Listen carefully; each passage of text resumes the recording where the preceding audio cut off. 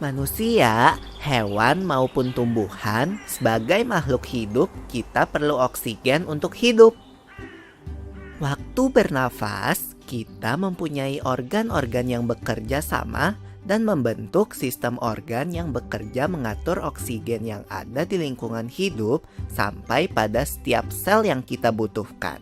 Oksigen ini tidak tersedia di dalam tubuh makhluk hidup. Kita mendapatkan oksigen dari lingkungan sekitar kita.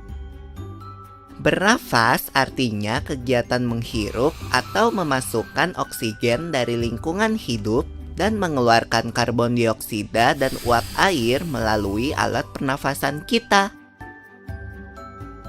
Kali ini kita akan mempelajari lebih lanjut tentang organ-organ pernafasan manusia.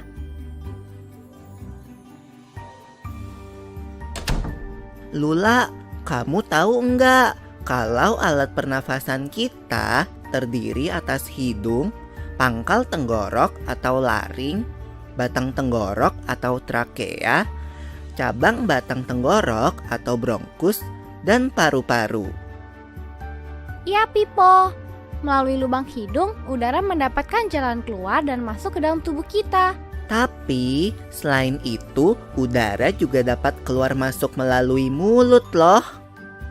Namun, jika kita bernafas menggunakan hidung, akan lebih baik loh, Pipo. Karena terdapat lendir dan rambut-rambut halus. Rambut-rambut halus ini berfungsi untuk menyaring udara yang mengandung debu, kotoran, dan kuman penyakit. Benar sekali, Lula. Selaput lendir berfungsi untuk mengatur suhu udara yang akan masuk ke paru-paru dan mengatur kelembapan udara agar sesuai dengan kelembapan tubuh. Hidung juga jalur yang langsung terhubung dengan alat pernafasan berikutnya, yaitu tenggorokan. Tenggorokan merupakan alat pernafasan manusia yang kedua. Pada tenggorokan terdapat laring atau pangkal tenggorok dan batang tenggorok atau trakea.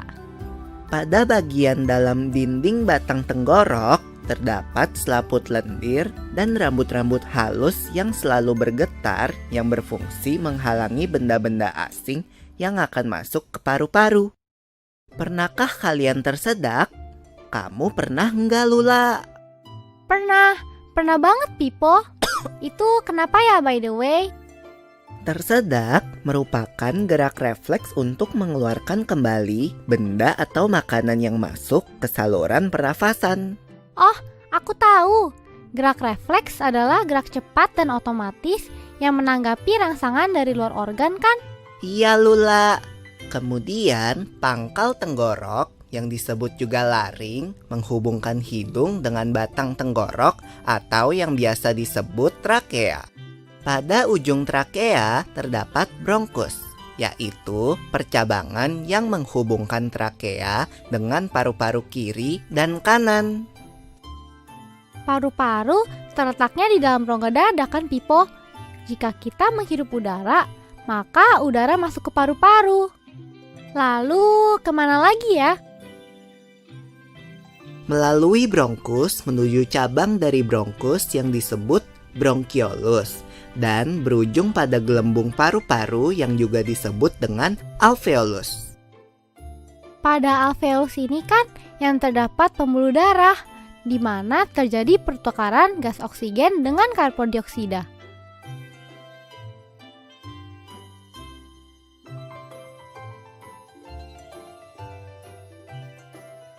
Well, Pipo, tahu gak kalau sistem pernafasan kita terdiri dari dua, kan?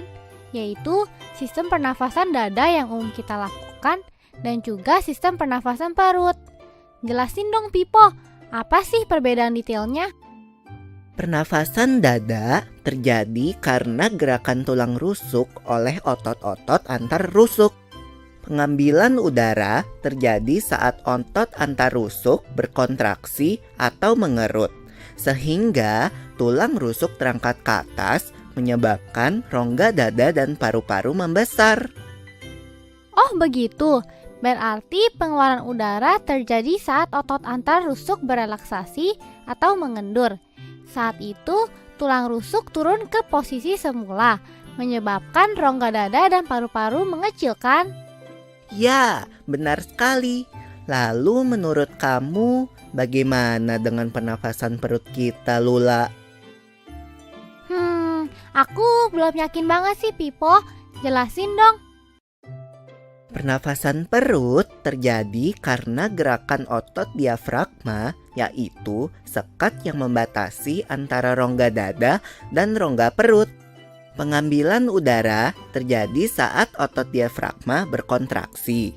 Posisi diafragma mendatar menyebabkan rongga dada dan paru-paru membesar. Berarti pengeluaran udara terjadi saat otot diafragma berelaksasi. Posisi diafragma melengkung ke atas, lalu menyebabkan rongga dada dan paru-paru mengecil. You're right, Lula. Lalu, gimana kalau kita sesak nafas karena banyak asap? Itu akan kita bahas lagi dalam video selanjutnya.